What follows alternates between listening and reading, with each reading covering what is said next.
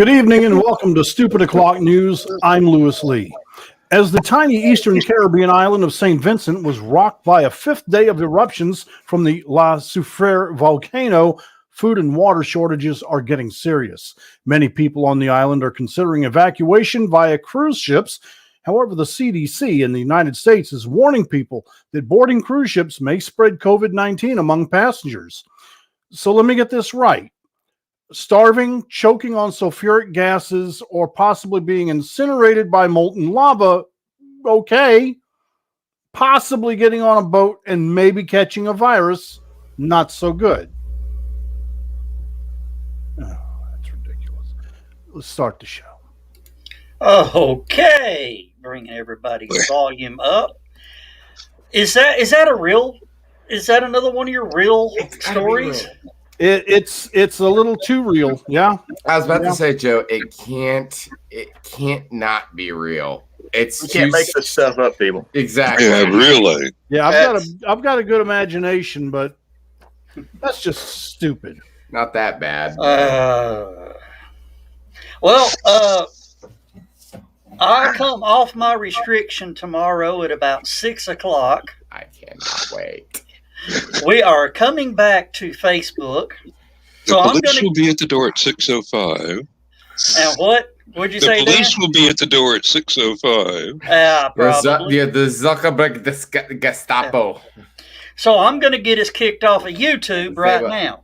They will want to see your papers. Yeah, well, I don't know if y'all saw my post yesterday, but I had a little incident with McDonald's. Before you even start, Joe, I'm already on your side because that Hicks and McDonald's is a bunch of bullshit. Yeah. But tell your side of the story. I don't even have to mention mine because it was literally the same problems you had. Yeah, I sympathize. I like that new crispy chicken sandwich that McDonald's has. It's good. Of course, I'd like to add a little cheese and some mayo to the chicken sandwich because I'm weird like that. So I order everything up on the app so I don't have to, try to tell them how to get it right. I mean, even got the ticket here. It says add cheese and mayo. And as I'm ordering on the app and I went to check out, it says, whoa, you have a large order. This has to be curbside instead of drive-through. Oh, okay, hey, I hate the curbside, but okay. So I pull into my little parking spot at 8:44 and hit the I'm here in spot 4. At 9 o'clock, I hit my phone, phone number, McDonald's, Hickson Pike. So I called and they said, oh, we're short-handed. You need to come around to the drive-thru. It's already made. That slightly ticked me off. So I drive around and I see 3 people in there. One guy out of uniform, in dreads, no head cover, no mask, cooking food. Walking in back and forth through the kitchen. So as I pull up, I said, "Are the fries hot? Because that's what I'm here for the fries." They said, "Oh yeah, we just made them." I pull out, I grab my bags, I put my drinks down, and as McDonald's, who doesn't grab a fry out of the bag before you get off the parking lot? Anybody? Oh, no, you're eating the fries before you get home. Yeah. The fries were cold. And there is nothing worse than cold McDonald's fries. So I pull back around through and I said, hey, I just got this order and my fries are cold. I'm here. Could you please at least remake my fries? Who do you think you're talking to like that? I said, please just remake my order or give me my money back. You have to go online to get your money back. I said, please just remake the fries. The fries are cold. Nothing. Silence. I said, I can sit here all night. She just sat there. People started blowing the horn. So I said, just to let you know, I will call the franchise owner on Monday morning. I've already got the number.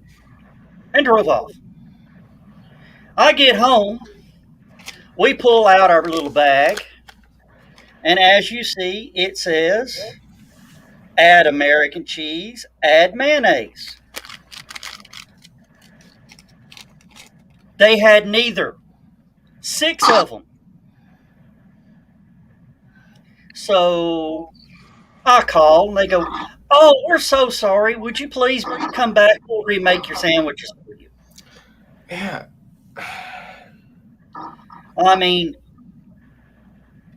I'm wound. You know, the clock was wound tight. We get back over there, and in a smart move, I had my wife and my son come with me, to keep me out of jail. We pull up, and I said, hey, I just called, had the sandwiches, and there was no cheese or mayo on them. She goes, oh, Lord, it's you again. Pull around.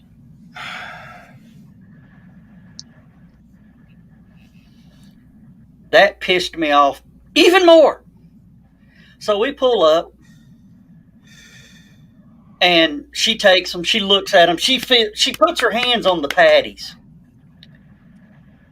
and slams it down, looks at it, walks around to the kitchen, then comes back and throws the bag in the garbage can.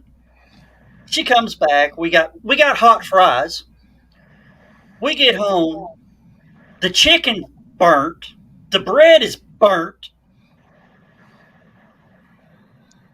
And there's no fucking mayonnaise on my sandwich. So there has been a formal complaint filed with McDonald's online. I tried calling corporate, but, the 24-hour corporate line is not staffed during COVID, and nobody will be there till Monday. When I found that there was no mayo on my sandwich after all that,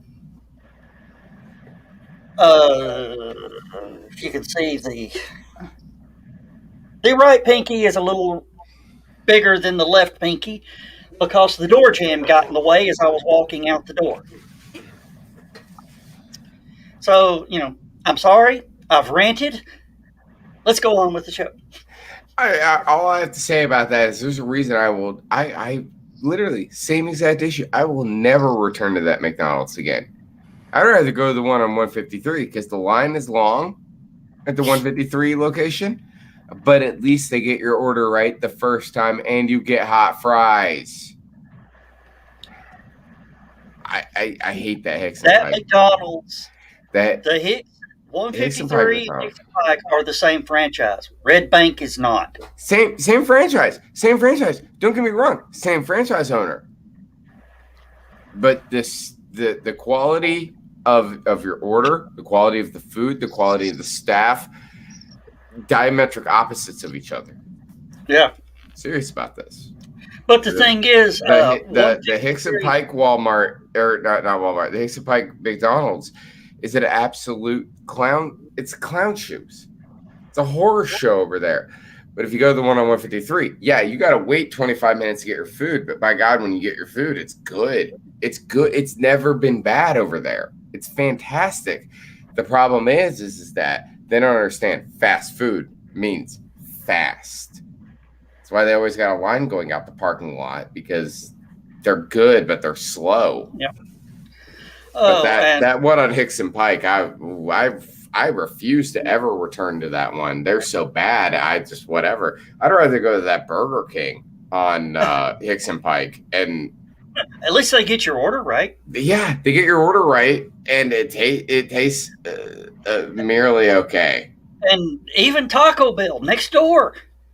Well, the Taco Bell's all right. I like the Taco Bell over here on 153, but I mean, here lately, the Taco Bells at least get your order right. You know, it's not no more. Welcome to Taco Bell. How can we fuck up your order? No. Every Taco Bell in Chattanooga is like you pull up and it's just all like the guy on the speaker is like, "Hey man, welcome to Taco Bell. How can we fuck with you?" Just about. And that's another thing that these drive-thrus are going away from. Before it's, "Hey, how are you?" I mean, whatever happened to welcome to such and such? Yeah. How can we serve you? There's a few places that are still like that, but I'm not a very formal person, as y'all know. But nobody ever just says hello anymore, you know? Nobody ever does. I pull up to a place. I expect the person at the drive-through speaker to just be like, "Hello, how are you tonight?" You know, or a welcome to, and I want an actual person, not that computerized welcome to McDonald's. Please order whenever you're ready. And I'm like, I got one thing to say about McDonald's. Yeah, absolutely. Well, if you That's the last one. I think it is. And it's expensive, but it's worth the money sometimes. Yeah. Because they've definitely gone up on their prices. No, I was thinking about the McDonald's, specifically the McDonald's on Gun Barrel Road. If you go to the McDonald's on Gun Barrel Road, you pull in, you order your food. Well, you don't even order your food. You pull in, you get up to the speaker, and there's that voice. "Thank you for choosing McDonald's. Please order whenever you're ready." I hadn't been to that one yet. So I'd like a number 2, no pickle, no onion. That's the way I always order my quarter pounders. Number 2, no pickle, no onion. And you hear on the other side of that, it's like, "What size would you like that combo?" Totally different voice. Throws me off every time. What happened to Lewis? I don't know. Look in the private chat. Uh-oh. Yeah. Oh, okay. All right. All right. I understand. I hope he's okay. I hope everything's okay. Right. But no. Yeah, I'm what saying. That's what I'm saying though is that the. Okay, that's starting to piss me off. All right, I see that, yes. But that's what I'm saying though is that if you go to that particular McDonald's, right? If you go to that particular McDonald's, anyway, if you go to that particular McDonald's, they have the little automated announcement that plays whenever you pull up and they're ready for your order, and it's a completely different voice. It throws me off. What is McDonald's so lazy that they just can't be all like, "Hey, welcome to McDonald's. Can we take your order?" You know, what's up with that? I'm going to tell you exactly what the problem is. Well, and then you have Taco Bell. When you pull up to Taco Bell, they're just all like, "We want." Yeah.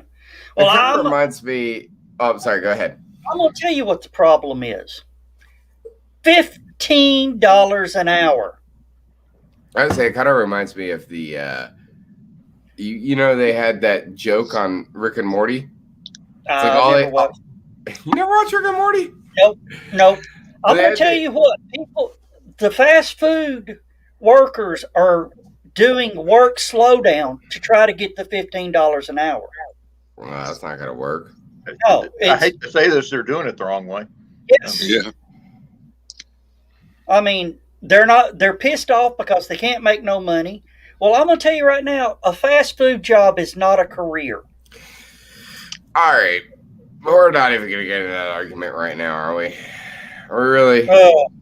Yeah. Let's find something else to talk about, like what was in that case that the Falcon opened in the end credit. Can I be honest? Yep. I don't watch that show, so I have no idea what the hell you're talking about. Well, so I've got nothing. If you three want to talk about it, whatever, but I don't watch that show. I haven't seen any of it. Yeah. You know, we had the satellite dish turned off a year ago. Well, I'm trying to change the subject because we're But New. Well, I'll change the subject then. all Here's right. yeah. Well, I was There was gonna say there's something I can talk about, but I don't know if you Jets are interested in it at all.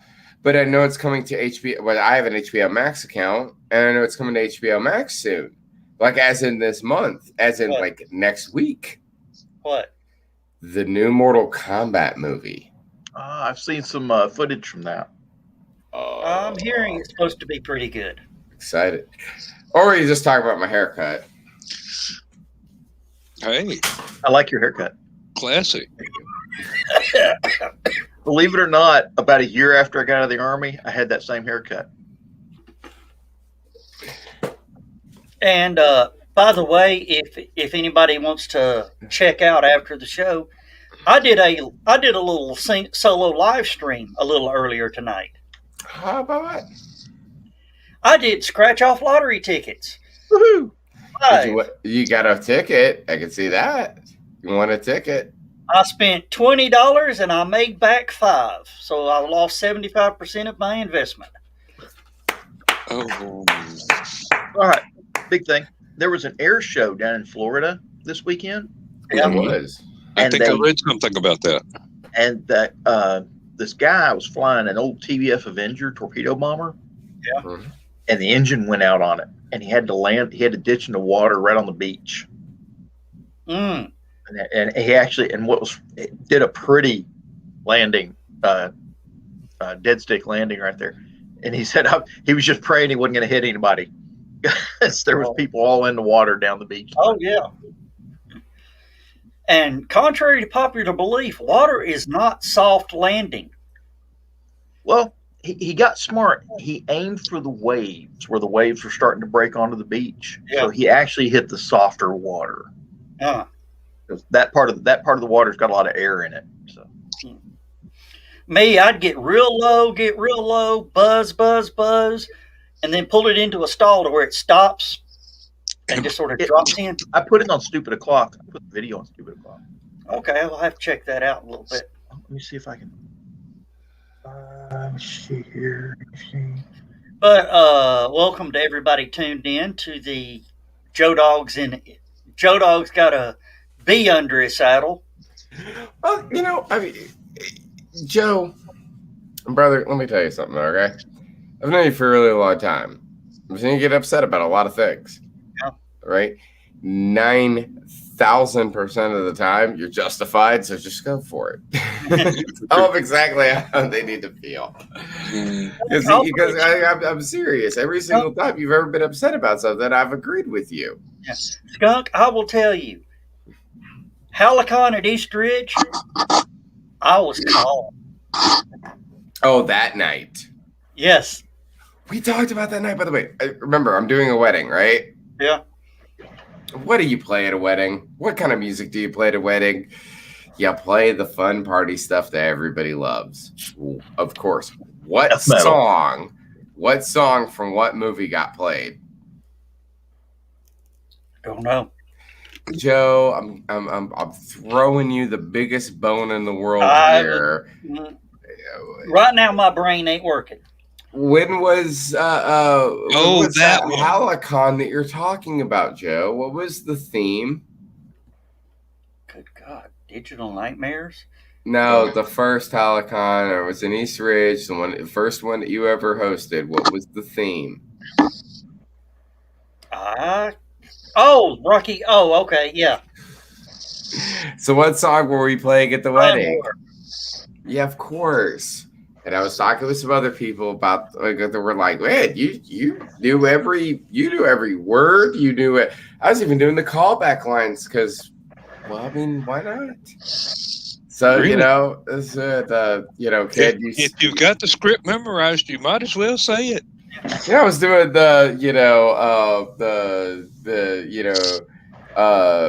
what was Janet, the one line? I love you. Well, we were doing Time Warp, so it was what was the line? It was one of Magenta's lines where she said, I'm lucky. she said she could see all or whatever. Oh, yes. Because I was like, "Can you see this?" And I was flipping, doing the middle finger, and she goes, "I see all." And I was like, "Oh shit, she's clairvoyant." No, you know, I and I was remember doing everything, and people were like, "You're really into this." This is me and Fielding Clark. You know, we're the Rocky Horror guys out of the group, so we're the ones doing all the shout back lines and doing all the dancing and everything. And everybody was looking at us, and we're just like, Rocky Horror people, man. And I was telling everybody how I did Riff Raff and stuff, Halicon. Oh, it was a good time. Hey, my favorite line of that is, "I'm lucky, he's lucky, the Bannister's lucky. I'm lucky, he's lucky, the Bannister's lucky." And then, right after that, the song starts, you get the bass lines and everything, and then what happens? Hey, Riff Raff, show us your mother. It's so dreamy. Really? Your mother's skeleton?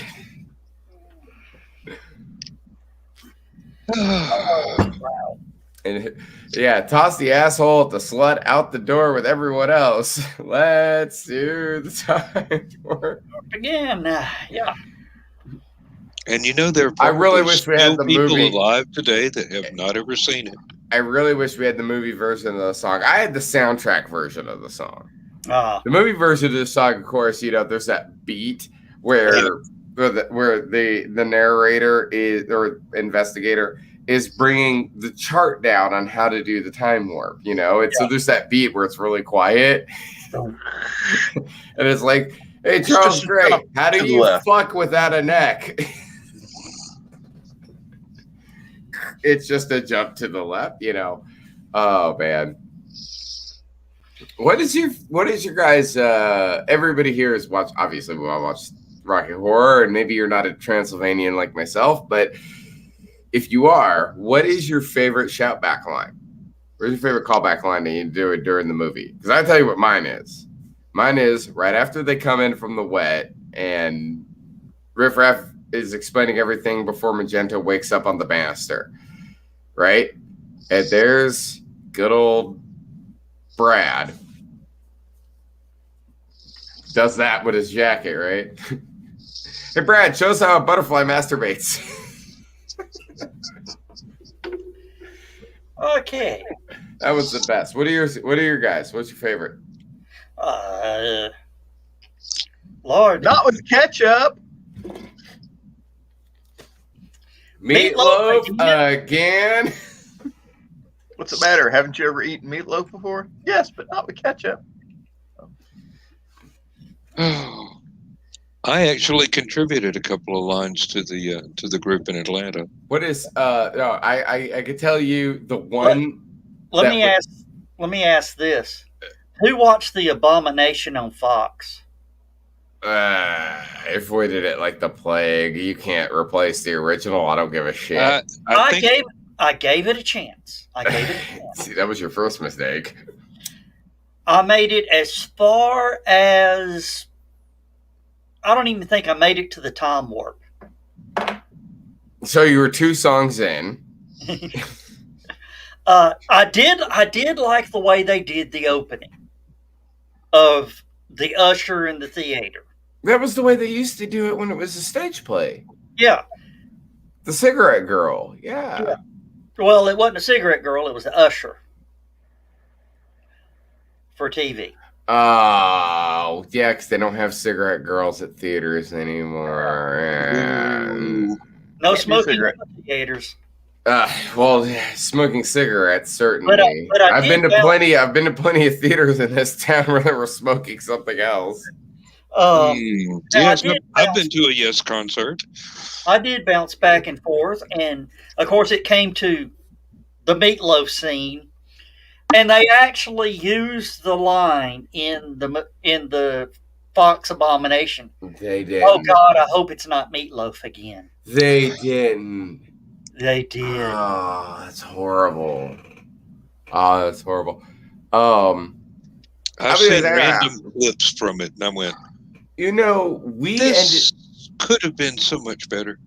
As a group, we as a crowd, the Halicon crowd, we actually invented one of the shoutback lines. Mm-hmm. Yeah, is 100% true. It grew.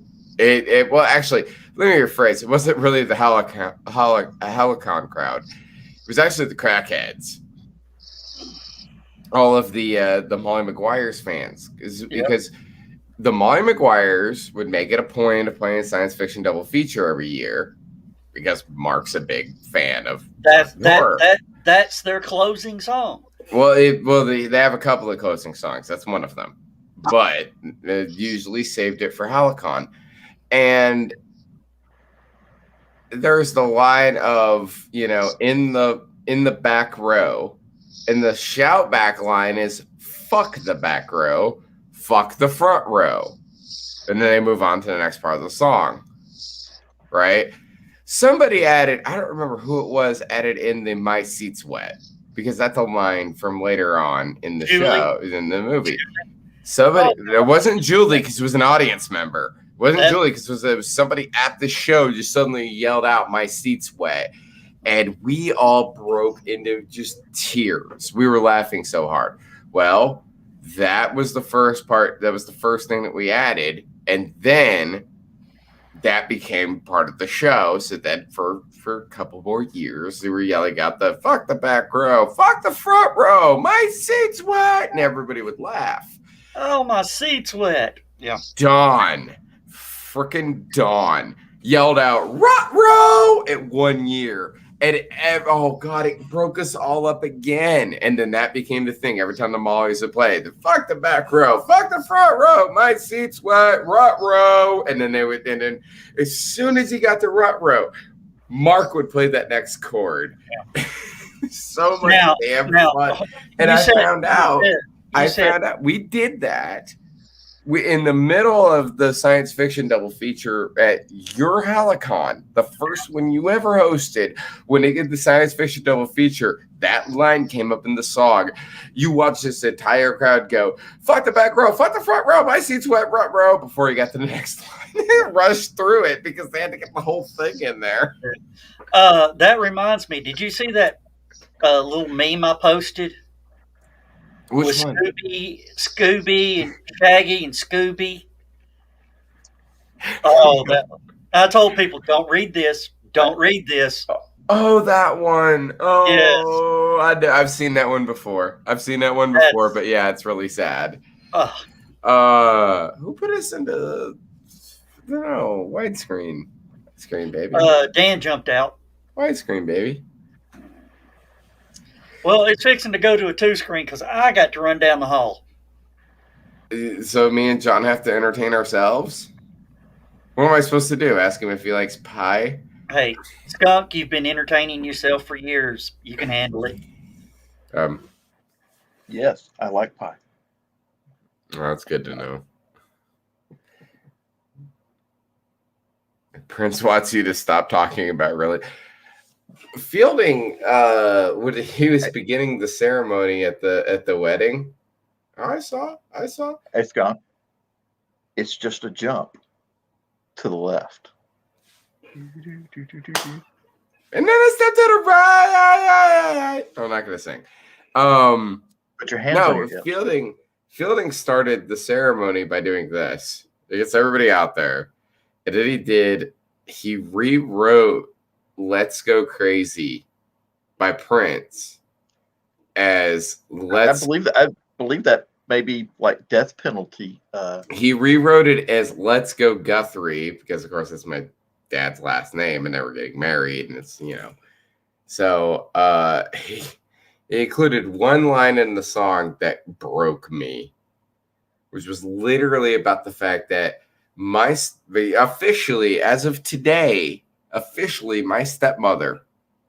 Been calling her my stepmother for over a year now, but officially, as of today, she's actually my stepmother now. She has a quote unquote twin sister. They're just best friends, but they look almost identical. My dad, at one point when they were teenagers, couldn't even tell them apart. Right? Yeah. So Fielding included the line, the part of the "Let's Go Crazy" where they said, picked up the phone and is all I heard. Fielding said he picked up the phone and "we're not twins" is all I heard. Now I'm sitting there at the DJ booth where I'm doing this show. I almost fell out of my chair. Was laughing so hard. It was great. It was literally like Fielding it just rewrote the entire song to basically be their life. It's messed up, man. My aunt said something that was kind of messed up. It was true, but it was kind of messed up. It was like this was always meant to be, and I was like, yeah, but if my dad hadn't married my mom, I wouldn't exist. So thanks for saying I shouldn't have existed. I'm an anomaly. That's what I am. Apparently, according to my family, I should have never existed. Me and my sister should have never happened. Welcome back, Dan. Thank Ain't you. that Thank messed you. up? Ain't that messed up that my aunt said that? Oh, well. Did you ever wonder what was on the rest of the shelves in that library with the criminologist? No? You knew he had the big notebook of Denton, Texas stuff. Oh well, I said Texas. It didn't have to be the one in Texas. It is Texas, though. Oh, it is. They talk about it in Shock Treatment. Ah, That is literally supposed to be Denton, Texas. They talk about it in Shock Treatment. I'm Yeah. sorry, but them folks was not talking with no Texas accent.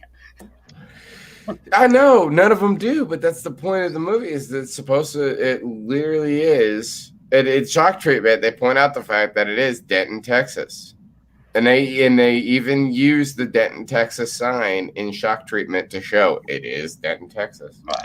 I actually visited Denton, Texas. I wanted to stop on the highway and take a picture of that sign, but unfortunately, I was doing 60 miles an hour on a motorcycle, and cell phones were not a thing at the time. Yeah. No, I was thinking that was more New England, the way it was, the countryside and all that. Well, no. The cast. Not the first movie. Because the first movie, they don't say where exactly the Frankenstein place is. And they're on a road trip at the time. That's why they can't. That's why when they get a flat tire, it's a big deal. Because they're on their not their honeymoon, but they're going home from a wedding. Yeah. The wedding was in Denton, Texas. Now, do you know what night it happened? Mm-hmm. It was Nixon giving the speech about Watergate. His resignation. His resignation speech. I have never been a quitter. But should have gotten that spare tire fixed. That was August 18th, 1974. Daniel. No, 73. Dan, 73. Now that I do not remember. Now, Dan, exactly which year? Joe can attest to this. Dan and John, we had the best Brad. Absolutely, 100%. We had the best Brad.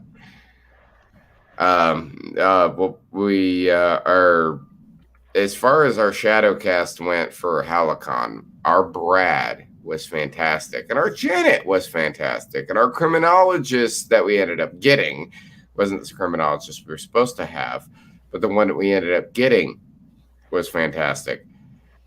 It was literally everything else. Oh no, Riffraff, because that was Riffraff. That was fine.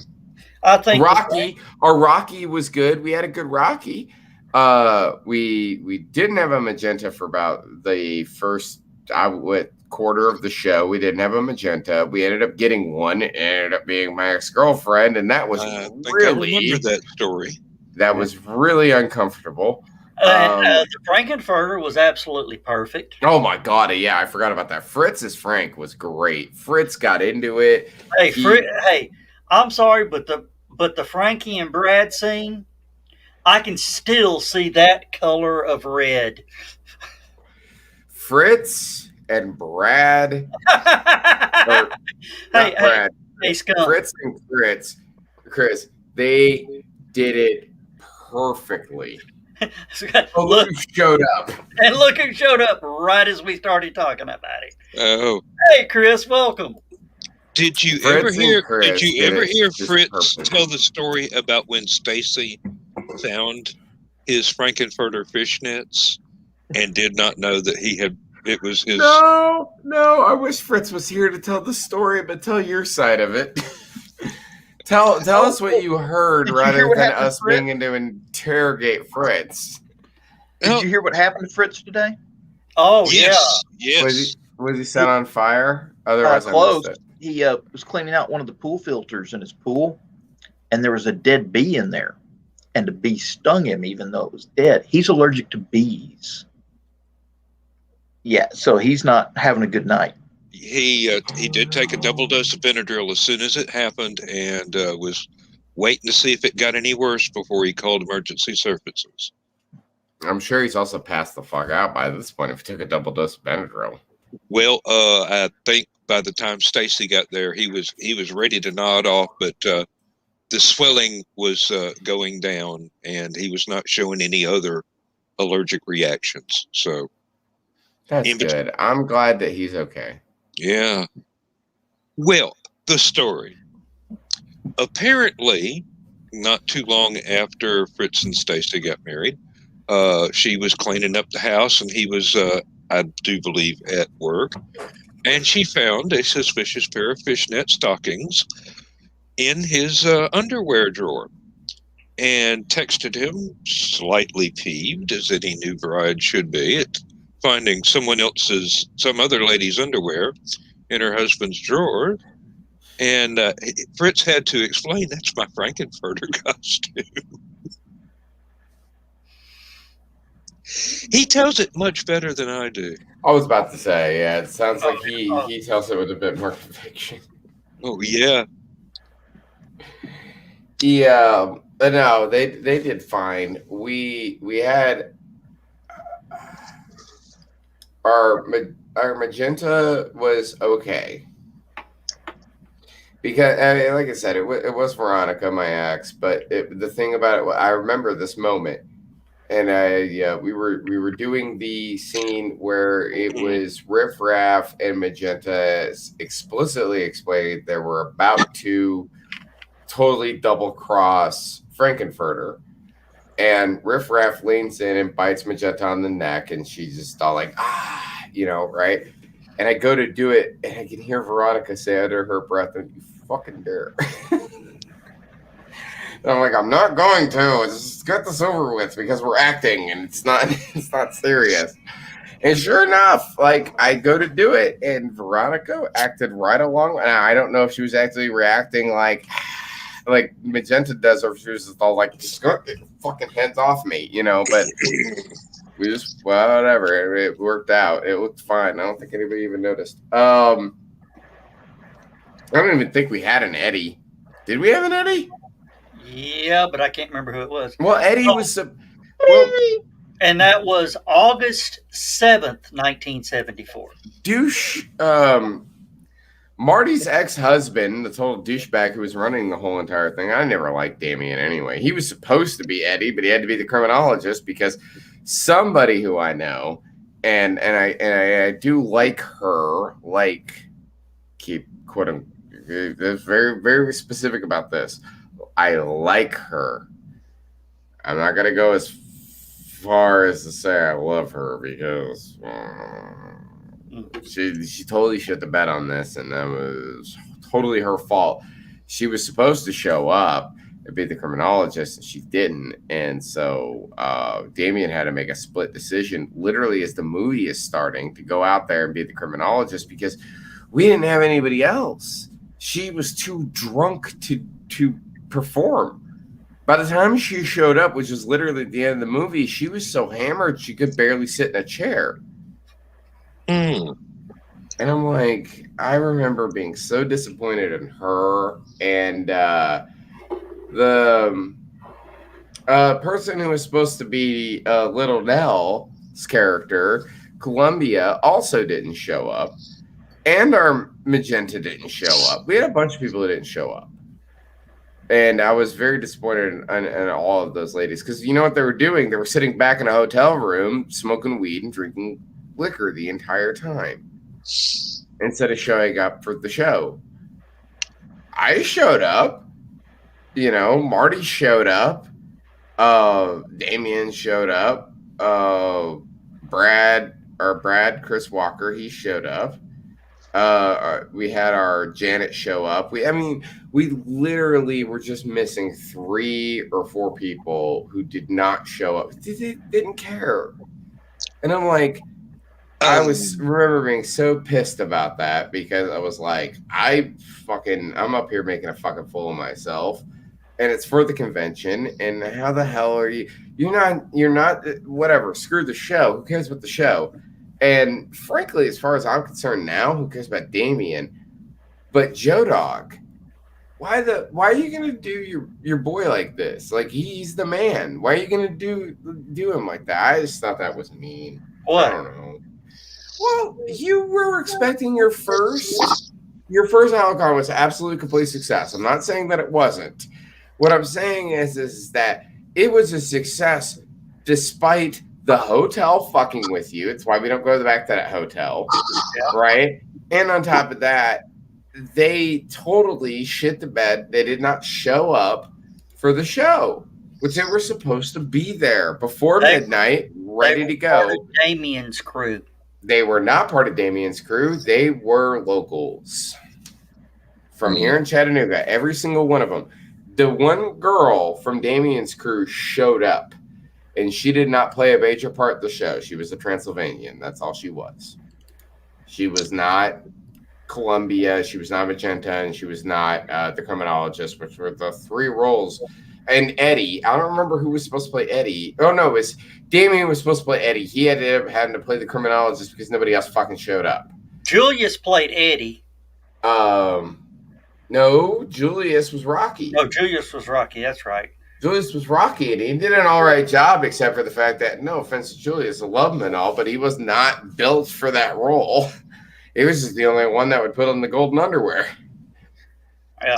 I had more of a right to be Rocky than he did.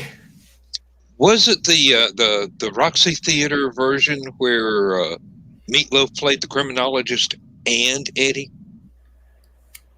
Possibly, I don't know. I remember reading that there was at least one run of the stage play where that Meatloaf played both parts. I will say that there was supposed to be a version of the original version of Shock Treatment, right?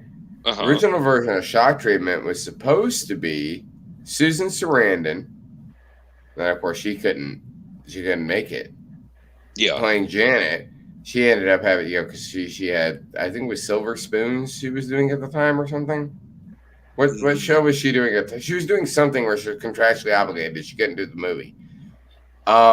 She couldn't come back, and then they didn't want. So they ended up getting a different actress for that role, and she was fantastic. Jessica Harper. Yeah, Jessica Harper. She kick ass. She got some pipes on her. They couldn't get Boswick back, or they didn't want Boswick back, or something like that. But the original role was not written for Boswick anyway. Tim Curry was supposed to play Brad in Shock Treatment and Farley. Now, that would have been impressive. Tim couldn't do it. Yep. He had contractual obligations as well elsewhere. So that's when they ended up bringing in whatever his freaking name was. And he was great. He nailed it. He nailed it. He did both characters.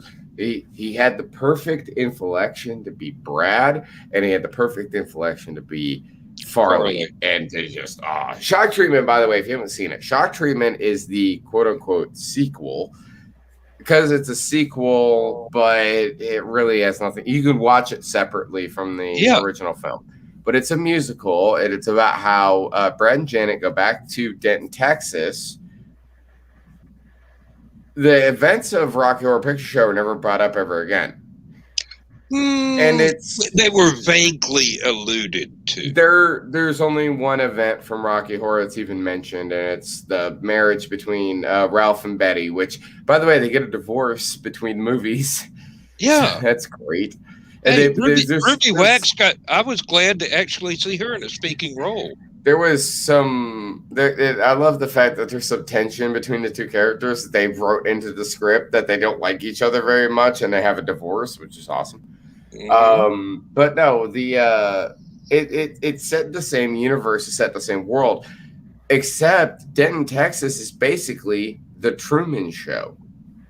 Everybody that lives in town is actually part of a reality television series, and they end up finding out that the person who runs Denton, Texas, Farley, is actually Brad's twin brother, who is jealous of his success, so he wants to take his wife away from him. So he forces them onto a newlyweds type game called the Marriage Maze, where Brad automatically loses, Janet automatically wins, and then the rest of the movie is just insane. And there's the first film is Richard O'Brien's love letter. Rocky Horror is Richard O'Brien's love letter to grindhouse cinema, 1950s schlock cinema. Right, sci-fi. 50s sci-fi movies. Yeah. Specifically. Right, sci-fi and horror. Oh, but the sequel, Shock Treatment, it's a love letter to soap operas. Yes, exactly. It's a love letter to soap operas and television in general, but specifically like the soap operas and the really bad TV game shows. Of the 60s mostly, yeah. Yeah. So you had like the Marriage Maze is very similar to something like the Newlywed Game or Let's Make a Deal and stuff like that. You had Dentonville, which was the General Hospital, except instead of being like a regular hospital, it's a loony bin that they're all a part of. And then, of course, they also did like the daytime talk shows. I think my favorite gag in the whole film is the soundtrack's amazing, by the way. I don't even want to talk about that because it's so good. Just watch the movie. You'll love the soundtrack. You will fall in love with the soundtrack. It's so good. But my favorite gag in the entire film is the fact that the audience never leaves.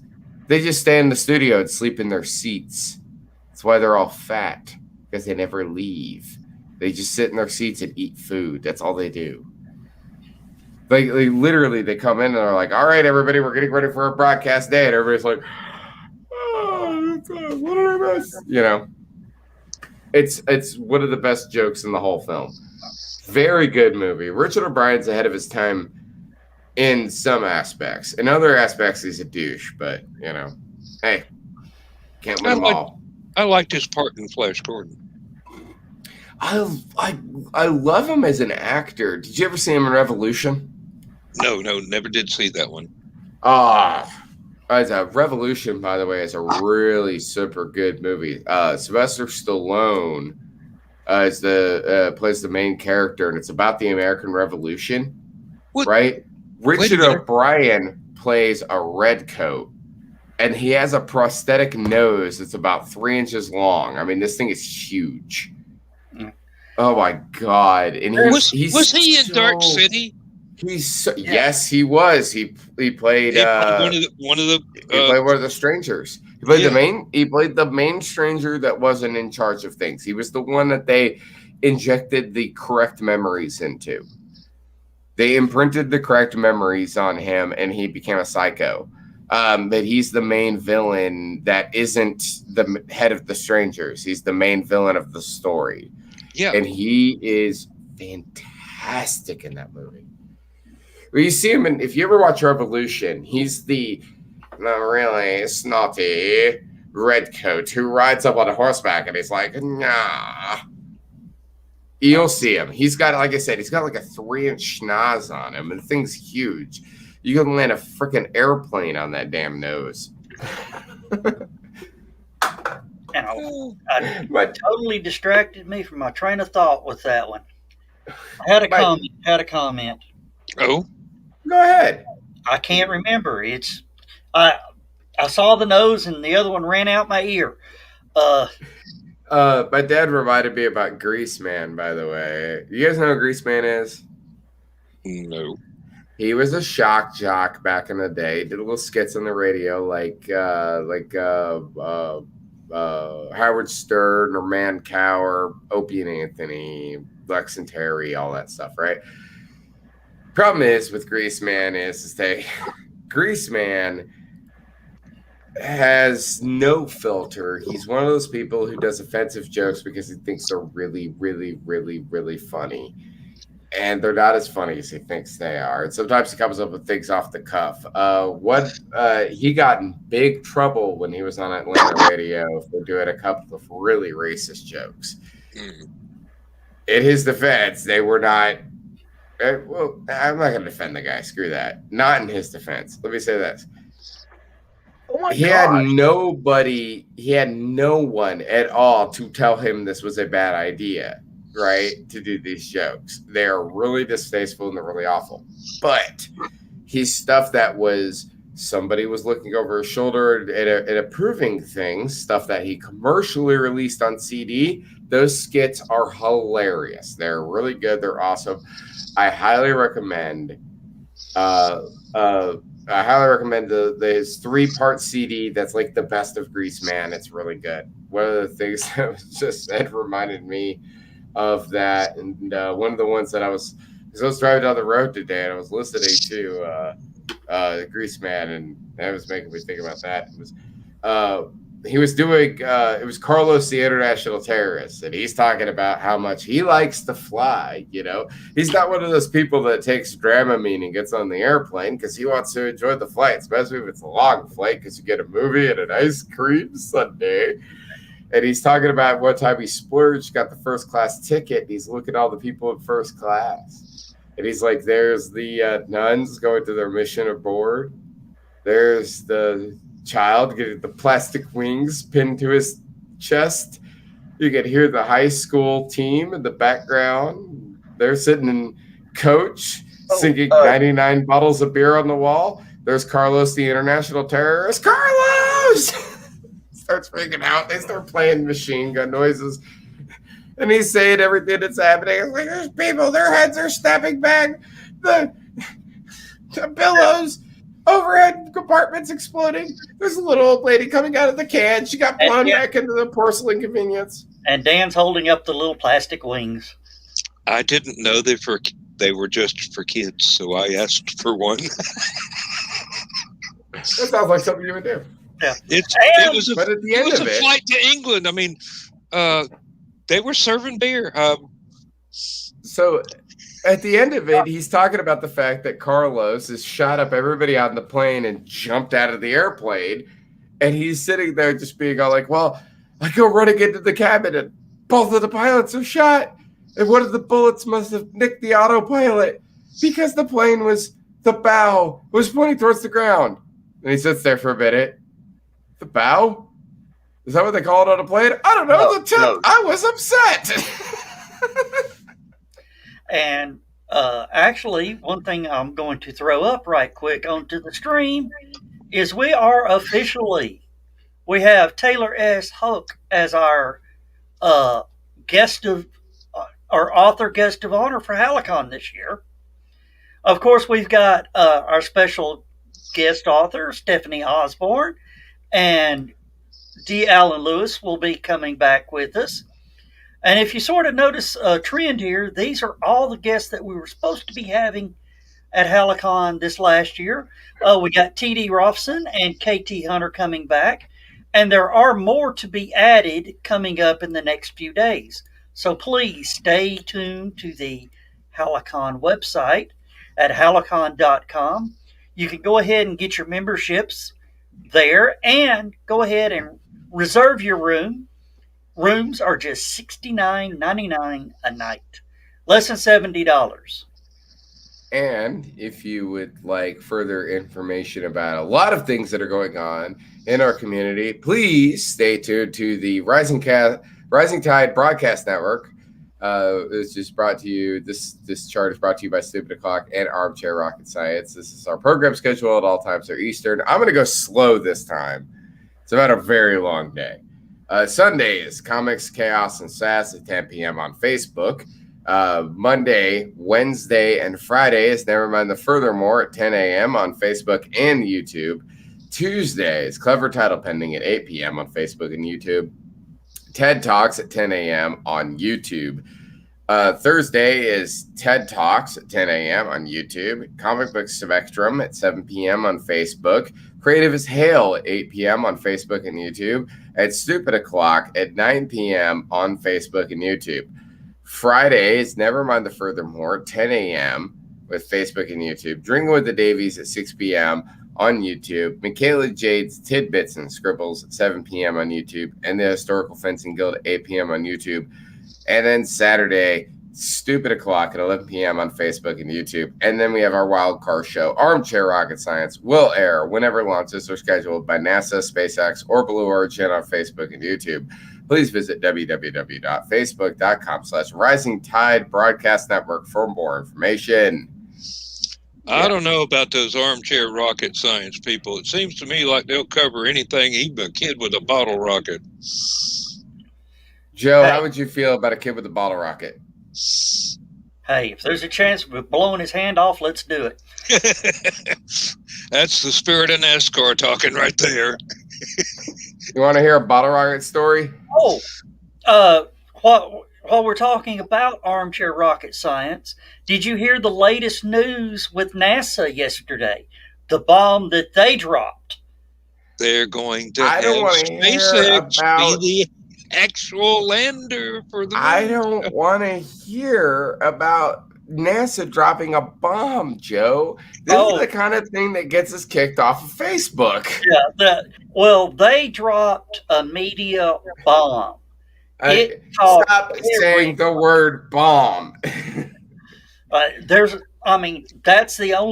That's what the news outlets are calling it.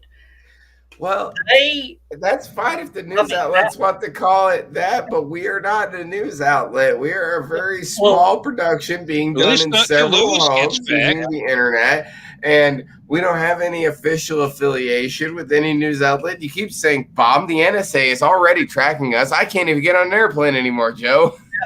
Well, here is the big news. NASA has chosen SpaceX as the only option for the lunar lander. That's right, Jeff Bezos. And that was actually the biggest part of it. The other two companies, Jeff Bezos was wanting NASA to pay 100% of all the testing and everything. Well, of course he's an asshole. They said that out loud. They said that out loud. I'm sorry. SpaceX is footing 3/4 of the development bill, which is the largest part of that bill. Yes. NASA is only giving them $2.9 billion to develop the whole system, and it's nearly a $10 billion project. Can I bring up something real quick? Yeah. Just real quick. He said 3 companies that they were the only one. What's the third company? It's not just SpaceX and Blue Origin. No, Blue Origin's Amazon. Who's the third company? Blue Origin was one, and then there was another one that actually everybody thought was going to be the lander. Because they had the more traditional design. They had the more traditional design and everything. But the problem is that developed in that is it had a negative mass. They had to improve anything. They had no more room to cut any weight. Here's my question, though. I don't even know who you're talking about. And I think that's a very important distinction that we should make right now. If I haven't heard of you, and I've heard of all these other companies, what are you contributing? Who is this company? This third company? Who are they? The third one was defense contractor Dynetics Incorporated. Dynetics, yes. Oh, yeah. I've never heard of them. Yeah, and the Blue Origin project had Lockheed Martin. I mean, the major aerospace industry. Lockheed Martin, Northrop Grumman, and Draper. Yeah. It's like Dynetics is a unit of Leidos Holdings Incorporated.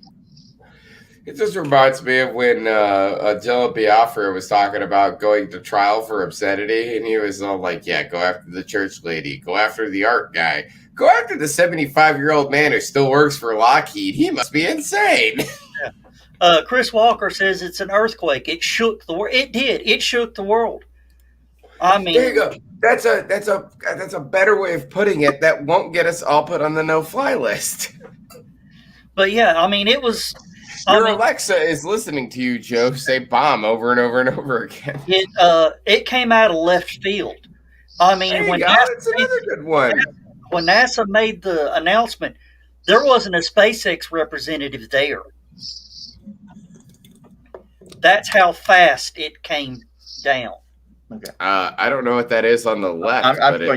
That's the Starship. That's SpaceX's deal. I don't know what that is. I'm looking at it. It just looks like every vape I've ever seen at the vapor companies. Well, you can get one of those. You can get one of those at a Vail. Yeah. See, I think is that one the Blue Origin one, Joe? No, that's the Dynetic. That's Dynetic. Yeah, Blue Origin. Blue Origin looks like something that would actually work, but they could not finish the research. And the big plus about the SpaceX is when it makes its trips and carrying everything, it'll be half empty. There's actually more room aboard the SpaceX than they could put the two other landers inside the SpaceX unit. That's awesome. Now, one of these days, they're going to wind up remembering that they could take stuff to the space station, drop it off from SpaceX, and then keep going to the moon. Yes, that's the point. Let me. I'm going to say this real quick. First of all, Carl, thank you so much for the compliment on my hair. If y'all haven't noticed, I've gotten a massive haircut for the wedding today. And thank you, Chris, for tuning in. Thank you, Dan, for leaving in the middle of what I was saying. However, I got to point this out. I would really, when I've got to go, I've got to go. Sorry. It's all right, bud. Go. I was Did he take his headset with him to the bathroom? I think so. I do want to point out real quick, though. I had to do a wedding today, and I got hammered while I was at the wedding. I'm still feeling the residual effects from that. I'm pretty tired. It's midnight. You going to cut loose? I'm going to go ahead and go. All right. I'm going to go ahead and go. All right, I will say this. I'm gonna put you guys up on the TV when I go to lay down. I'm going to watch the rest of the show. So behave yourselves. If you don't, I will hear about it. All right. John and Joe, thank you so much, man. And Joe, by the way, yes, I'm so glad you kept the guests from last year. It just said, all right, they're coming. They're going to be in person this year because it was a fantastic list last year, and I was looking forward to seeing everybody. And I'm glad that they're all coming back. So thank you so much for that. And we're going to add a couple more. So and I was going to say, and thank them too for putting up with us for 2 years. Yeah. And one of them may be wearing a red hat. I might know something about that. I know something about that, and I'm so happy if we get that confirmed. I'm going to be so happy because that's a person I would like to meet in person, so that I can give him a big old hug. Yep.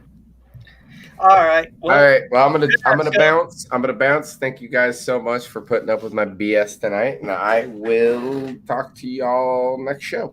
6:00 tomorrow on Facebook only. Facebook only. I cannot wait till we cause trouble tomorrow. We're gonna get you kicked back off of Facebook again, Joe. Hey, I'm gonna get kicked off Facebook with my opening. Lying to Bye, Joe. Bye, John. I don't think Facebook's going to let you back. Bye, Dan. Good night, Skunk. Good night, Skunk. Oh, where's the button? You got to hit leave studio. Yeah, I'm looking for it. I couldn't find it. Good, he's gone. That was abrupt. You could have waited 10 or 15 minutes. Oh, but yeah, the SpaceX news that has the YouTube news network of space people going crazy. Now all they got to do is figure out how to get one to land without blowing up. He was already listening. I heard that joke. I told you. Yeah, we should have gave him enough time to fall asleep. Yeah. Oh. Oh, you know he's going to listen to the rest of the show anyway. Yeah. We got to pick on him, especially since he ain't here to defend himself. That goofy haircut. John. Damn, John. I wasn't going to go that far. I wasn't going to go there at all. It does look good. Hey, I don't get to talk, you know.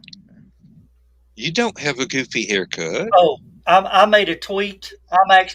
I'm starting to use Tweeter a little bit. Oh God. And one of the YouTube people, the Marcus House, posted up, something about, it, all that. I said, maybe if El Jefe had come off the wallet instead of wanting NASA to foot the bill, he would have got the contract. I said, what company in the world would ever do something crazy like that? Oh yeah, SpaceX. Mm-hmm. One that's actually serious about succeeding. Yeah, and the thing is, there's been like nearly 500 likes of it. Mm-hmm. So I may have to go back to my Twitter account just to give you another one. Actually, I've got 3 Twitter accounts. Well, actually, that's a lie. I've got 2 Twitter accounts that I use, and there's like 15 different.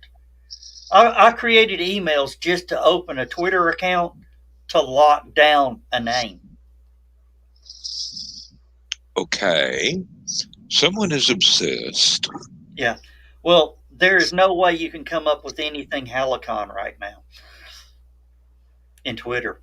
Is that a challenge?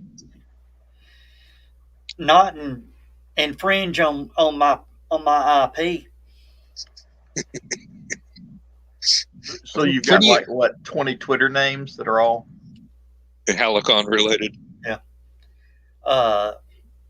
I've got Halicon and the years up till I think 25, and then the real Halocon.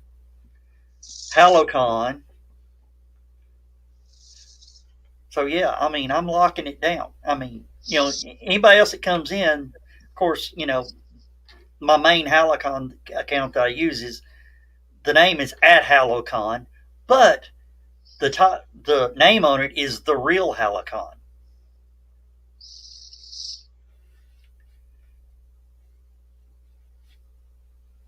What is it, Dan? You're sitting there. Say it. No, Say it, Dan. No. I am not going to take it as a personal challenge to try and think of something you haven't thought of yet. It would be a prank, and I really don't need to be doing any pranks. I've got a reputation as a serious asshole to uphold. And I think I've actually got Halicon Sucks, SUCKS, and SUX locked up too. Hey, that would be a wise precaution, because somebody's going to be dissatisfied, or somebody's just going to be, let's be a troll. Yeah, there is a troll Facebook account, and I'm trying to get them shut down.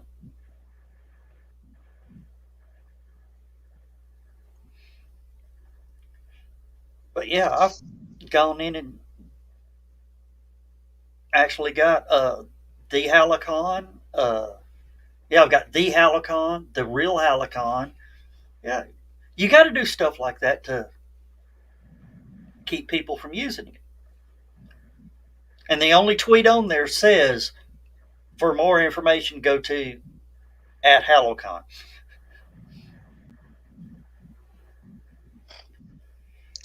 Well, we had a conversation in the green room last night about the possibility of me having a show. Well, it's about damn time. Hey, that'd be a great name for a show. About damn time. Yeah. That's a good suggestion. I like that. The only thing is, I'm an ensemble player. I don't know that I can carry a show, as a host. Yeah, that I learned that the hard way. Yeah. I gave up the one man band thing a long time ago with Aphelion when I found it was necessary to either have a staff do quite a lot of the work, or I was going to have to shut it down. What does that Teach. say? Beach Session IPA. Oh, well, That's that. you That's have that my long-haired sympathy. hippie beer I was telling you about. Yeah, I've been trying not to drink any IPAs because they all taste like turpentine to me. Pine Sol. Oh, Pine Sol would be an improvement.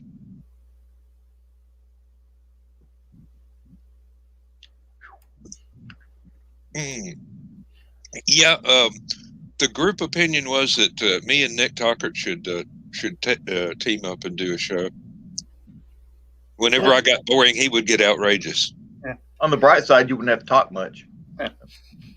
Oh, Nick and I have after show discussions where it's actually a conversation, not a monologue with an audience. Oh, did you see where Nick announced that he was freelance now?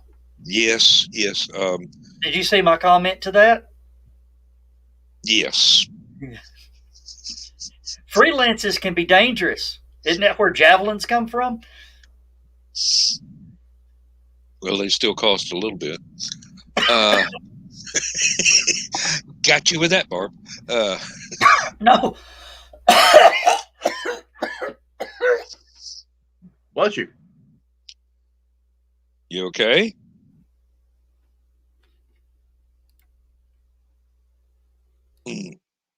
Let's hope it's pollen.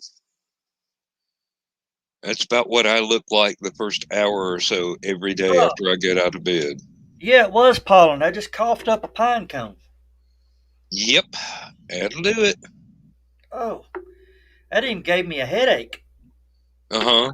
Oh, either had a head rush from the blood, from the constricting of the blood vessels. Well, they don't sell amyl nitrate anymore, so you can't do anything about that. What? So they don't sell amyl nitrate anymore, so you can't do anything about that. What is that? You ever heard of that little bottle from the 70s that it's called Rush? Oh, yeah. Yeah, that was some nasty stuff there. I've heard they call it poppers now. Whatever they I call don't have the faintest idea. Form of it, yes. it. I don't have the faintest idea. Poppers were a form of it. That's one of those things that went on my list of being dangerous right away. No, there was a reason I didn't get into all those drugs. Is I have an addictive personality, and I'm afraid I would like it too much, and I can't afford that stuff. I'm a poor guy. Yeah, I can empathize with that. There were a lot of things that I spent a lot of money on that I eventually gave up, and well, let's just say I can drive with no fear anymore. Hey, I look at it this way. I'm so poor I can't afford alcohol. I would just have to go ahead and die. Oh, hell no, you ain't getting back up here. No, you farted in my face. Go. I don't know if you saw the little brown dog up here in my hat. Mm-hmm. Yeah, she gassed me. Here, I'm gonna send you back to your mama. Hey, Joe. What? I'm gonna send you a link. It's a YouTube video from a news station. I don't know if we could show it on air or not. Probably not. Where'd you go? Oh. Let's err on the side of caution. I'll watch it. Yeah, watching it's fine. I don't think we can share it.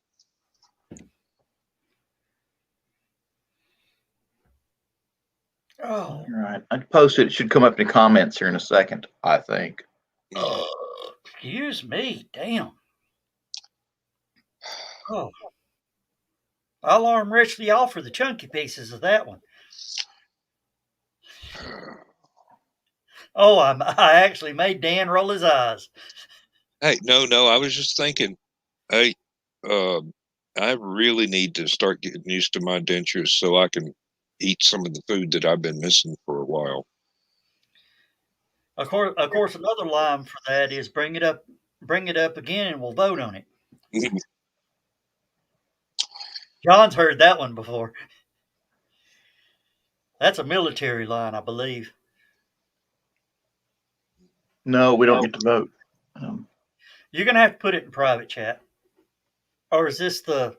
That's it down there. We can kill the audio. Audio's killed. I don't think there was any audio with it anyway, but let me see here. Oh, that's the plane landing. Yeah. That is beautiful. Look at that. And it looks like he did exactly what I said to do. Tip it up till it stalls, then plop. Plop. Yep. And we'll pull that down.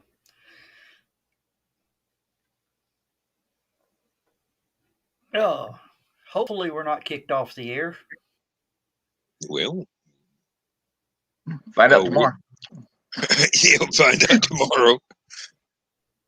Oh, I wonder if they can kick you off for a news story. I mean, you know, kicked him off for. Well, no, it wasn't for NASA. We don't know what they kicked him off for. Oh, he does. It was from several years ago. Because he was talking about natural light beer. He said it was less filling. They said it tastes great. So, yes. All I know is it's 4%. Okay, I got to check. Wait a second. It's 6.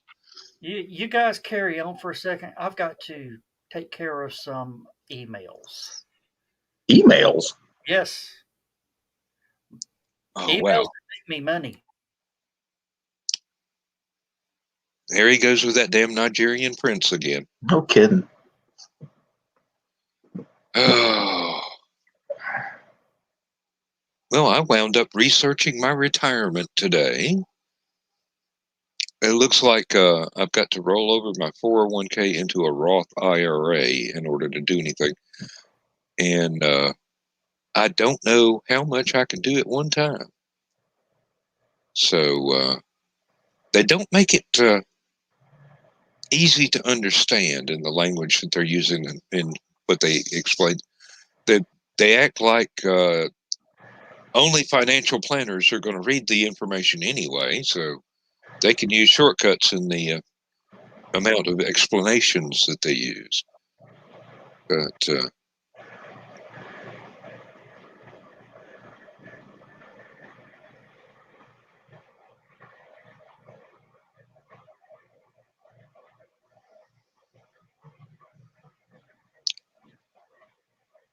okay.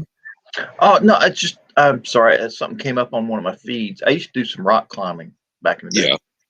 And I got this thing. Apparently some idiot was climbing a rock out in Utah and put a bunch of pitons in the rock next to some pictographs that are like 1,000-year-old Native American pictographs. Oh, I hope he got arrested.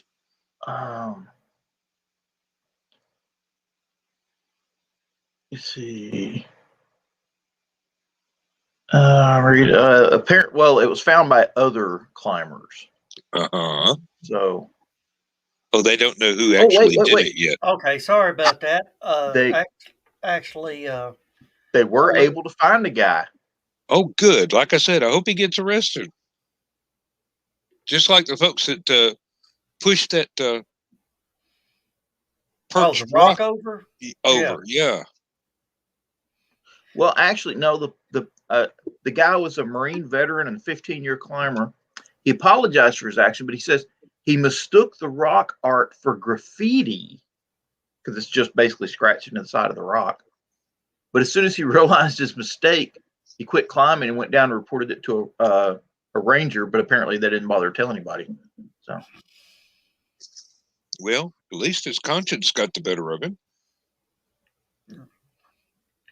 No, there was an application for a vendor spot at Halicon. I had to. oh, It had been almost 24 hours since they had sent the email, so I needed to get a reply back to that as soon as possible. Mm-hmm. That's one thing I try to do is get back to these people as quick as I can. Mm-hmm. I sort of blow people away when they, especially the vendors, they go, "I've never been treated like this before." We actually have people go in and check with our vendors if they need anything to eat. Oh, yeah. Or if somebody needs to Needs a break. sit in for a few minutes while they make a bathroom break, or Yeah. go get a bottle of water or something. Yep. Chris Walker is great at taking care of that for us. I'm going to tell you, I'm not going to lie right now. Chris Walker is the right hand of Halicon. Well, he's always struck me as being one of these guys that he thinks so much of everyone that he wants to take care of everything. Yep. I mean, the last few years of Halicon would not have gone as smooth as it has without Chris Walker. So when I retire, I'm going to let him take it over. Well, now that he's aware of the threat. Chris, run! I hear Aruba looks really nice this time of year.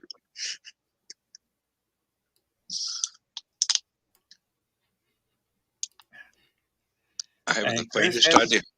Chris hasn't replied yet, so I'm waiting. He's probably packing his bags. If he's smart, he's going to run away. Oh, Delta Airlines? Uh-oh, Dan left. Okay. Oh, so, John. Got to go get another beer. I'll be right back. All right.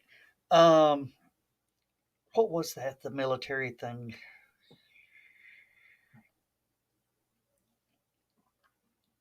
I can't remember what it was. I'm going to have to start writing this stuff down. I can't remember all these things. Welcome to my world. I got index cards, post-it notes, notepads, legal pads laying all over the place. And Chris just replied. Oh, shit.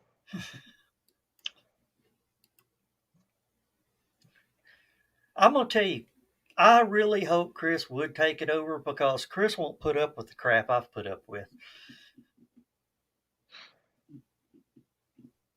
Chris is a good combination of me and Dutch.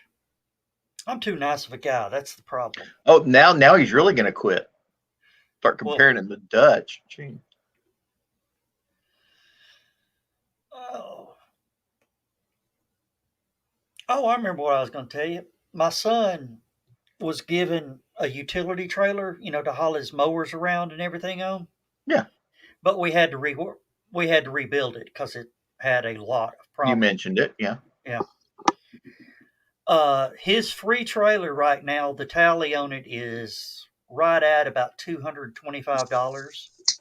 And we've got to put about another $3 in it. So what new usage of the word free is this that I haven't heard before? They didn't have to buy the other $5,000 of it. Oh. So it's one of those as is, where is, rebuild as necessary. Yeah. Okay. It was one of these Harbor Freight 4x8 folding halves. Mm-hmm. I'm converting it to a 4x8 don't fold in half.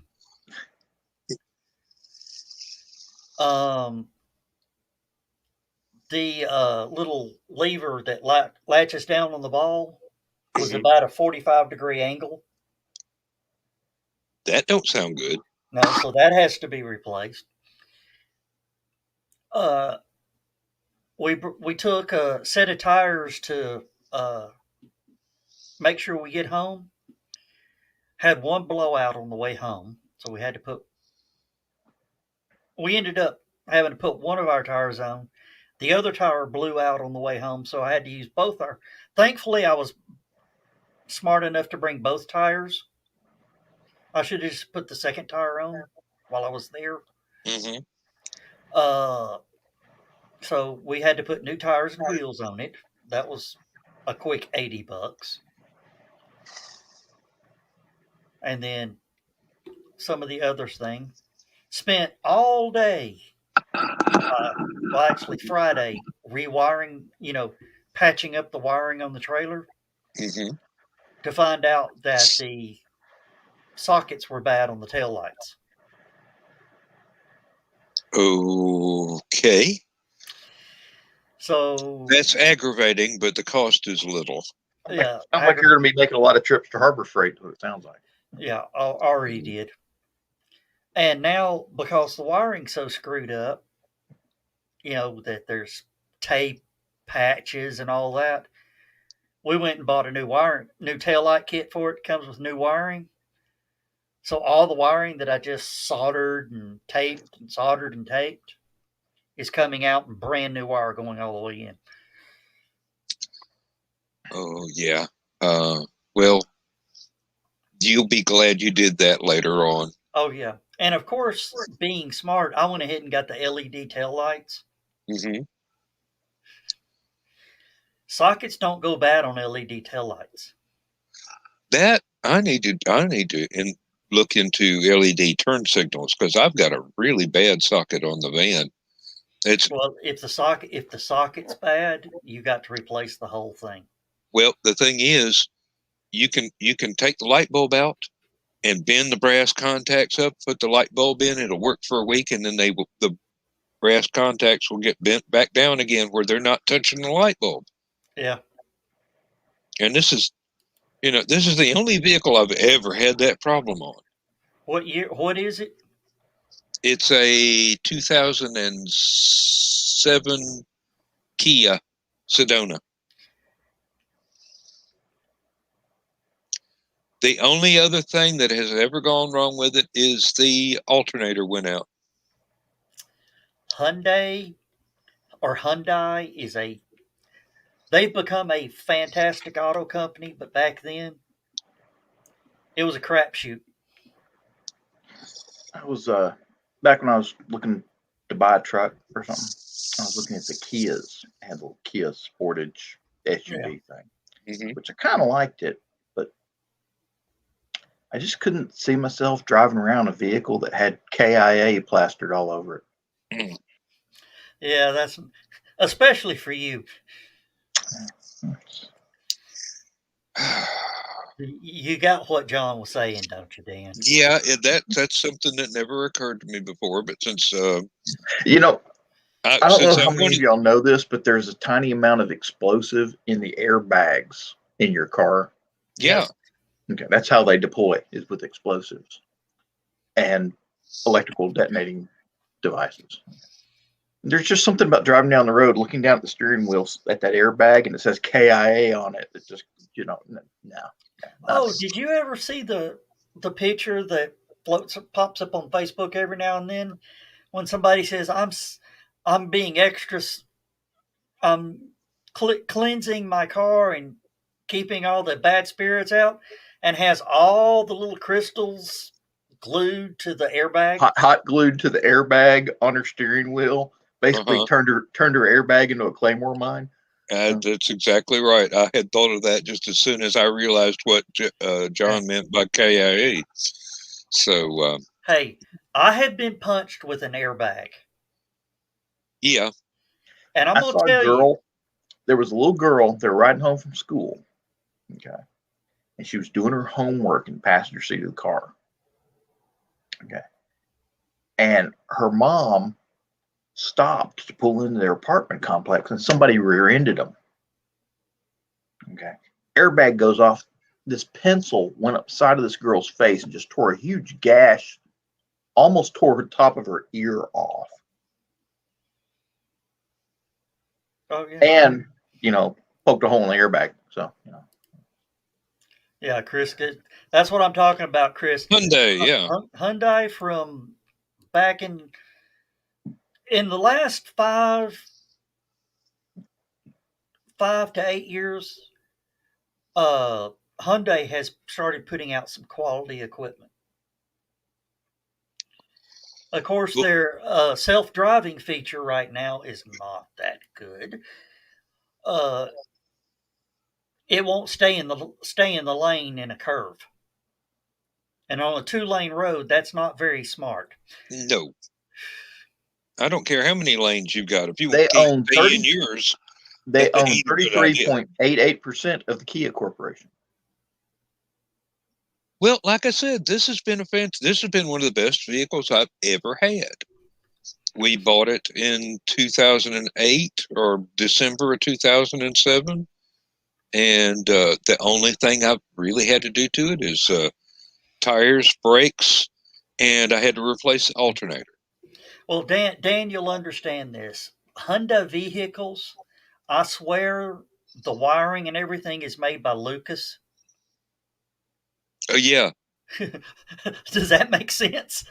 it does. Well, it could be made by Starfleet. No circuit breakers or fuses in them lines.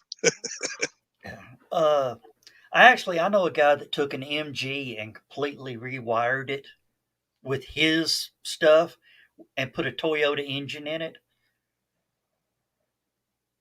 And Holy crap.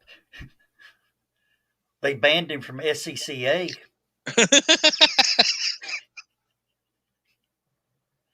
He used the TC engines, Mhm.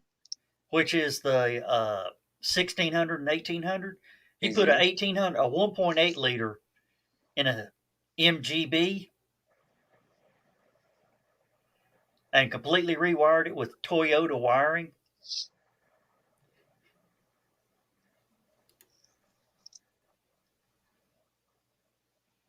All right.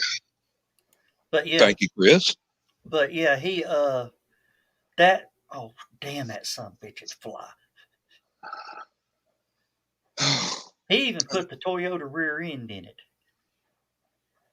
Charles Williford is going to have to totally rewire that kit car that he got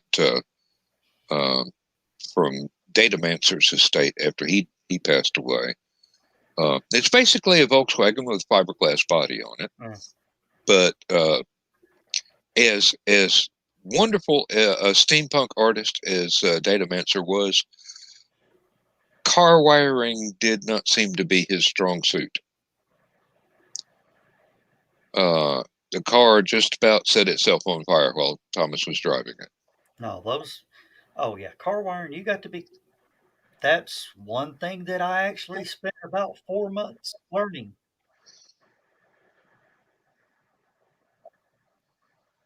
That's why, if you notice when I was talking about the trailer wiring, Mm-hmm. do you notice I didn't say splice? You said soldered, yeah. Solder and tape. I didn't have any shrink wrap, or I'd have used shrink wrap or heat shrink. Yeah. I've got to redo my fog lights and my backup camera. Took to get the oil changed, and they vacuumed the inside of the car and messed up the wiring. Oh, well, you've seen my yellow truck. Yeah. You know what my rear view mirror is? One of those backup cameras, if you're smart. Yeah. Yeah, I've got it wired in to where it's hot all the time. Yep. And the windshield had been replaced where they put one of those windshields in that already had the little button for the rear view mirror. So I went to the junkyard, bought a GM mirror, cut the end off of it. Well, sort of broke all the end off of it, and JB welded the little camera on the rear view mirror thing, so I can twist and adjust. I mean, I've actually had a police officer look at it and go, first thing he says, "Why do you got to?"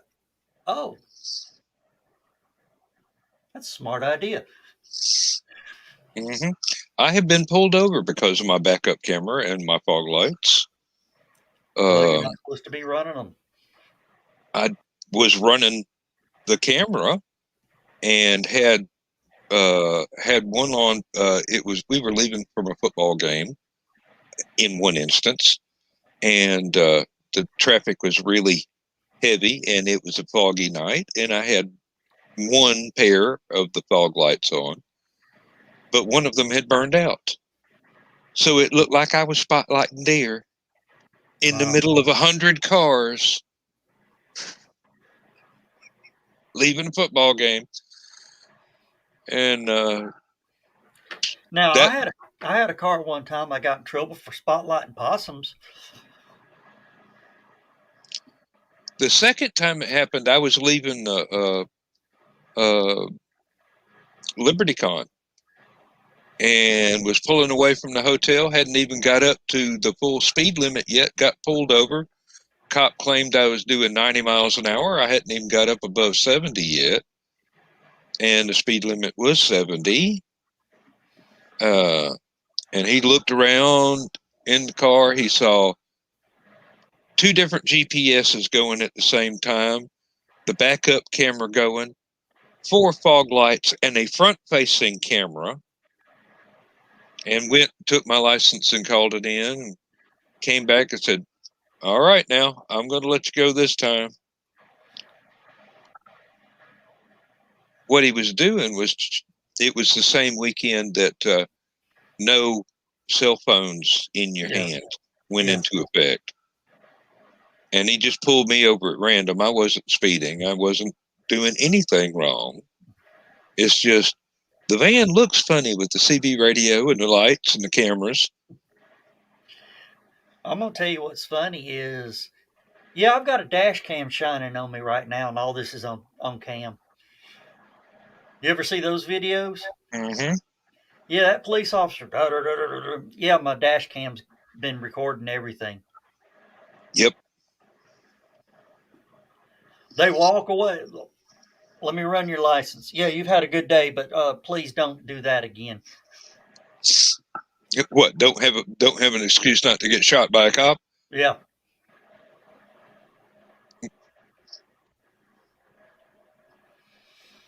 Yeah, we won't talk about that right now. We'll talk about that in 20 minutes. I think we're going to skip the after show tonight. The broadcast after show. Oh, just go straight to the non-recorded. Yeah. The unrecorded after show. Yep. Oh. Tell me about it. Well, the little foam thing on my chair arm is working out pretty well. The numbness and tingling in my left arm, where I'm either scrolling up on the iPad or using the mouse on the desktop, that's pretty much going away. But I've noticed it comes back at work, and I have to use a right-handed mouse at work because they get really, really peevy about me just swapping the mouse over to the left hand. I've got a wireless that I'm tempted to plug in and just swap it to whatever side that I need. Yeah. And leave the one that's right-handed where they can put it down on the mouse pad and use it themselves whenever they come in to use my computer. John's looking at that right now. I saw you look down when I clicked the share screen. Oh, I was reading something. But I'm fixing to hurt people. I'm sorry, but I saw that. I saw that on your thing. Yeah. Yeah. This for everybody tuning in, I'm going to tell you right now. This is going to break your heart, but yeah. Oh.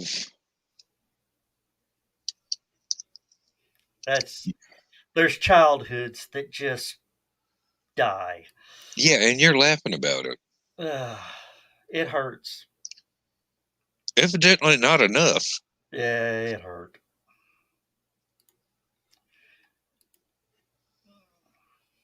Actually, I think I saw that a couple of years ago.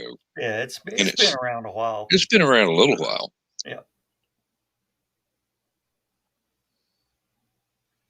Along with the one that says, I think I bought the wrong Scooby-Doo movie. Yeah.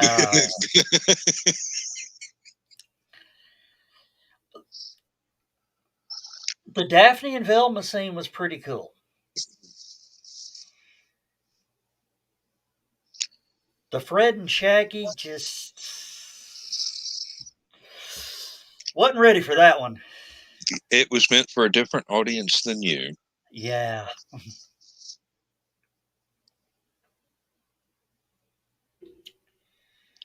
Oh. I don't think I was prepared for Scooby and the Poodle. Yeah. But the guy what's the guy's name that played Shaggy in the movies? Where's Skunk? We need him. Where's Skunk? Yeah, really. Somebody's going to have to Google that one. I can't I'm remember. Googling. He did I a lot. I know the Freddie was Freddie Prinze Jr. Junior. He did a Law and Order SVU episode. Right. I'm going to tell you, that was probably one of the best episodes I had ever seen. Matthew Lillard played Shaggy. Yeah. And Linda Cardellini played Velma. Now, guess who played his guest? Guess who his co-guest star was in the Law and Order SVU? You're going to have to tell me. Carol Burnett. Whoa. I'm going to tell you, you think Carol Burnett's the goofy, crazy, great, funny. Carol Burnett playing the bad guy is terrifying. Of course. It's casting against type. Yeah, it's terrifying. I mean, you know how those shows are. Of course, you know, the Carol Burnett episode of Law and Order SVU has been around since 2010. If you haven't seen it by now, I'm sorry, I'm going to spoil it.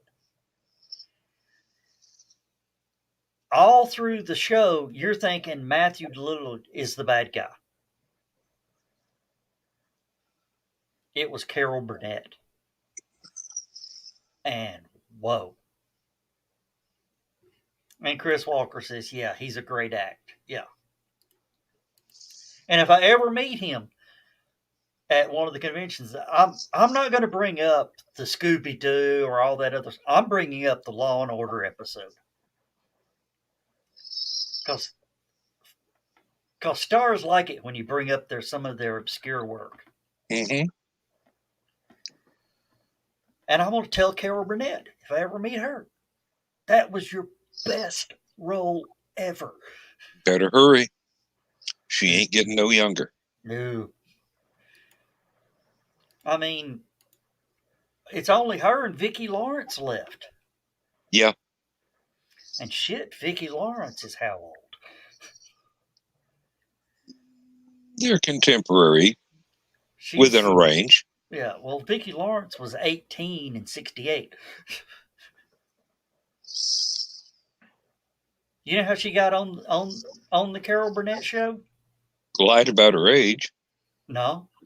Somebody told Carol Burnett, this young singer that's coming up looks just like you.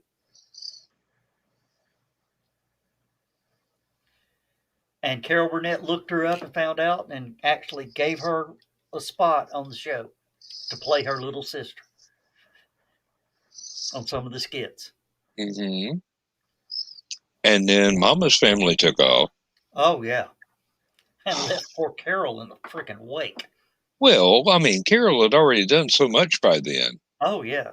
And actually started the Mama's Family thing on her own show. Yeah. It's a series that started from a skit. Mm-hmm. A spinoff, yeah. That's where And- the Simpsons came from. Yeah, Yeah. Tracy Simpsons was a Ullman little show. cartoon from the Tracy Ullman show, and then Yep. And yeah, Vicki Lawrence still looks good. Yes. Oh shit.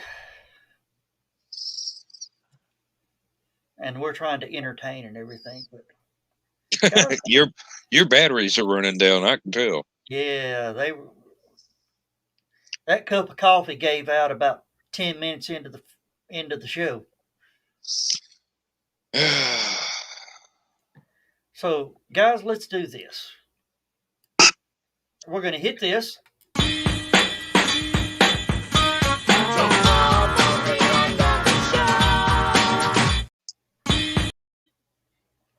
Well, do we have to end it twice? how many times are we going to hit it? I'd hit that. But yeah, we're guys. Can you believe we've been doing this over a year now? Seems like only yesterday. And actually, I've been watching my memories. Do you know we did 5 shows the first week? Yeah, we're still trying to learn how to hit all the buttons. Still? Hell yeah, I'm still trying to learn. Quit rubbing it in. Well, they keep Dan. changing the Damn buttons every month. How would I know? I don't have ops. Give him an enema. Okay, this is the one I can't remember what it is, so I got to play it before we go. Please, can we just calm the Okay. I think we know where that one went. Yeah. Pretty much you need to change the file name on that one so you know what it is. Yeah. Oh. You know, I'm sitting here going through, and there's a lot of these that we hadn't used in a long time, like this one. That's your fault.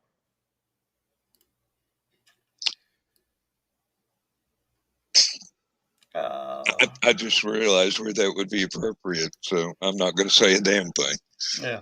We're still recording. And then of course, there's always John's favorite.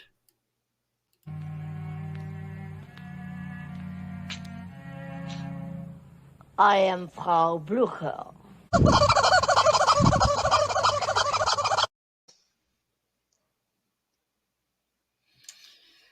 I do like that. Do what? I do like that. Yeah. But I think this may be my favorite.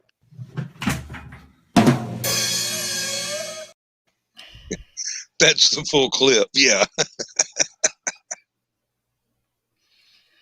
Oh, but If there's a wiener on that monitor, I swear to God, Stu. yep. Now we're gonna sort of wrap this up, and because of and if y'all can tomorrow at 6:00, try to tune in. If you two can be there, I'd really appreciate it. It's going to be a short show, probably less than an hour, and but basically, the things I'm going to show and the things I'm going to play, my attitude is. I'm sorry, sweetie. Honey Badger doesn't give a shit.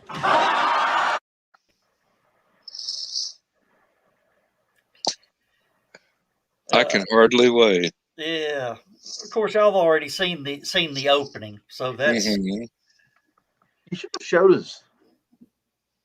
it's still good. Yeah, but you blew it for us. We could have been waiting in anticipation. Say it, Consta. Yeah. Starts with an S. Oh, Consta. that was weird. Actually, all of us having a Rocky Horror discussion tonight, and I'm going, yeah, that kind of is a microcosm of the Rocky Horror fandom. You got these 4 guys, and we know every line. Damn near it. Problem is, if you say quote a Rocky Horror line, I couldn't do it. Mm. But if you start rolling one, I'm right there. Mm-hmm. It's the we're going to play this game now. All right, let's say goodnight, everybody, because I'm ready to wrap this one. Uh-oh, Chris has thrown a comment in there. Oh dear.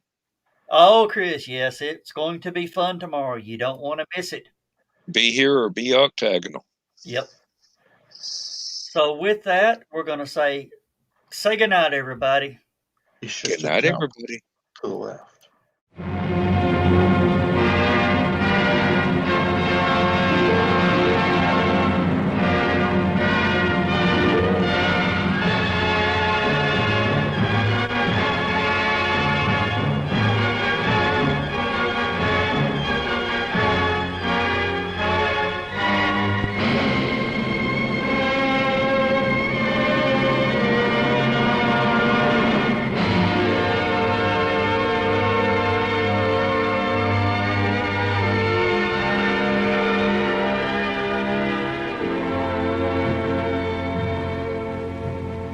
I have slept the surly bonds of earth